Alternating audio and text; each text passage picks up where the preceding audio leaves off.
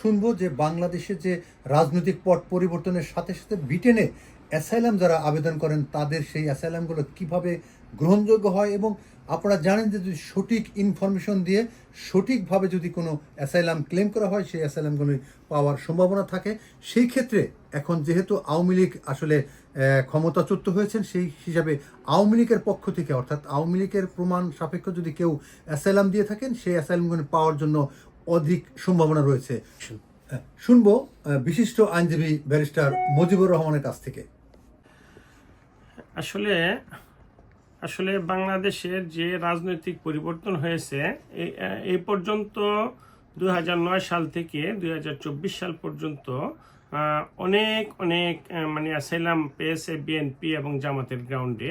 কিন্তু বর্তমানে যে রাজনৈতিক প্রেক্ষাপট হয়েছে 5th of August পর থেকে এখন কিন্তু সিপিআইএন যেটাকে আমরা বলি কান্ট্রি পলিসি এবং ইনফরমেশন যে নোট, ওইটাতেও কিন্তু তারা অনেক চেঞ্জ এনেছে। এবং এখানে যা দেখা যাচ্ছে যে বাংলাদেশ আওয়ামী লীগের সাথে যারা জড়িত ছিলেন তারা যদি প্রপারলি তাদের গ্রাউন্ডগুলো সুন্দর করে করতে পারেন এবং সে অনুসারে যদি প্রেজেন্টেবল ওয়েতে তারা কোর্টে সাবমিট করতে পারেন অথবা হোম অফিসে দিতে পারেন, তাহলে তাদের অ্যাসাইলাম কিন্তু হয়ে যাচ্ছে।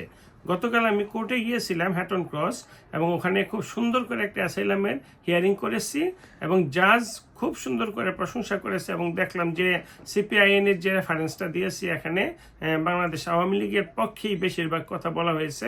এবং সেই ক্ষেত্রে দেখা গেছে যারা প্ল্যান করতেছেন তারা প্রপার ওয়েতে যদি জেনুইনলি তাদের কাগজপত্র সংগ্রহ করে এবং দক্ষ ব্যারিস্টার এবং সলিসিটর যারা আছেন তাদের সাথে যোগাযোগ করে এটা ব্যবস্থা করেন, তাহলে ভালো একটা রেমেডি পাওয়ার সম্ভাবনা খুবই সমীহ।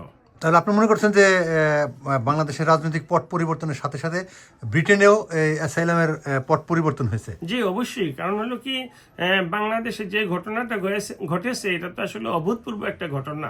সারা বাংলাদেশের ল্যান্ডস্কেপকে নাড়া দিয়েছে, কারণ শেখ হাসিনার ব্যাপারে ডিপ্লোমেটে পর্যন্ত বলেছে she is the iron lady, এবং টাইমসেও এটা ছাপিয়েছে, এবং গার্ডিয়ান থেকে শুরু করে উন্নত ইকোনমিস্টে পর্যন্ত অনেকগুলো ছাপিয়েছে। এবং আপনারা জানেন যে আল জাজিরাও অনেকগুলো রিপোর্ট করেছে।